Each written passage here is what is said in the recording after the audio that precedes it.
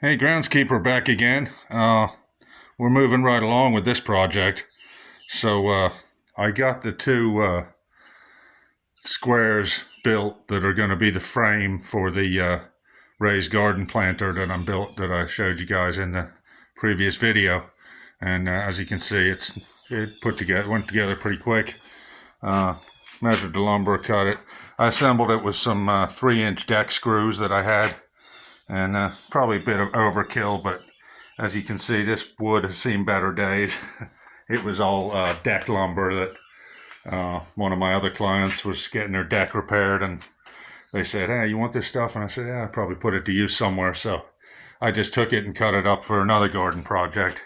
And I didn't have a big enough piece of plywood to cover that whole 4-foot by 3-foot section, not without going out and buying one. And I figured, since this is a little quickie garden project that I'm not charging a whole lot of money for, I just see what I had up in the rafters here. Got all kinds of 2x4s and metal and scrap miscellaneous stuff up there. So I managed to find some pieces of plywood that I think will do the job. Now, of course, a couple of them made it all the way across, and these shorter ones that didn't go all the way across, they're going to pose a little bit of a problem. But what I'm going to do is just take some scraps of this plywood right here, put it across like that, and then I'm going to run maybe a 2x4 or something running across the whole lot to hold them all together. So it's going well. Today I'm using this Ryobi Airstrike, and I've had this tool for a couple of years now. I'm pretty happy with it overall.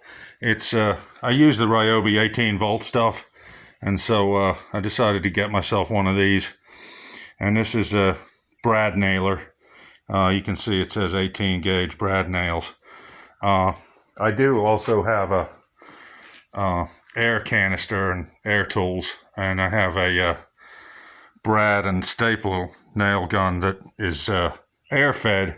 But this thing is really handy when you don't want to pull out all the cords and hoses and whatnot. You can use this out in the field easily without hauling all that stuff. And it uses your standard Ryobi 18 volt batteries. I like this tool for a couple of reasons. And there's a couple reasons that I'm not so happy about it. It is kind of heavy in your hand. It's heavier than your standard brad nailer. But that's, of course, because the top of it is the little compressor that compresses the air and the battery and electronics and whatnot. And you got to have that whole thing built in there. So the other, if you got a compressor and hoses, it's the compressor, and so all it does is force that air to where you want it. It has a nice safety feature on the trigger right there, and just hold that down and then you can go shoot. And of course it has the standard push, press, and fire tip. You can't really do quick nailing with this. It's shoot a nail, shoot a nail, shoot a nail kind of thing. You put it down here and just shoot one just to see, and it does a pretty good job of nailing these little brads in. So people say, oh, that's really slow.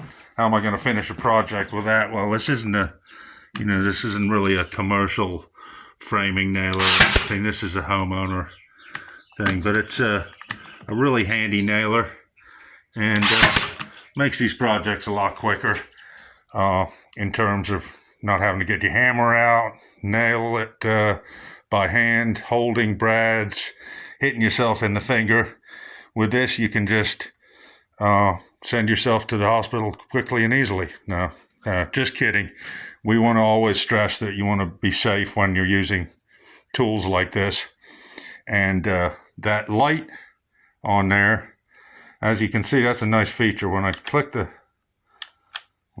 switch, yeah, when I click the safety switch, that's what it is. The light comes on. And that's one of the things I like about this tool. As opposed to over here, I have a regular old Ryobi drill. Now the Ryobi drill, it's really neat. It has a little LED right there. And that LED points up here at the tip of the drill. However, the LED only comes on when you're holding the trigger. And so when you're trying to drill something, and if you're in tight quarters, or you happen to be in the dark somewhere, or you turn the power off for whatever reason, you don't want to get electrocuted while you're doing a project, you need a separate light source to be able to put that tip exactly where you want it on the screw, that kind of thing. As opposed to this guy, where you can press that button and the light is on automatically ahead of time while you're doing the work. So anyway, like I said, just a quick update on the project so far. It's going nicely, and we're moving right along here. So we got the wood on there. We got the two wood frames, which we're going to make up the 12-inch depth of box for the soil to go in, and also cut some 36-inch pieces there for the legs. And I'm going to assemble those at the client's house. And okay, see you guys. Take care.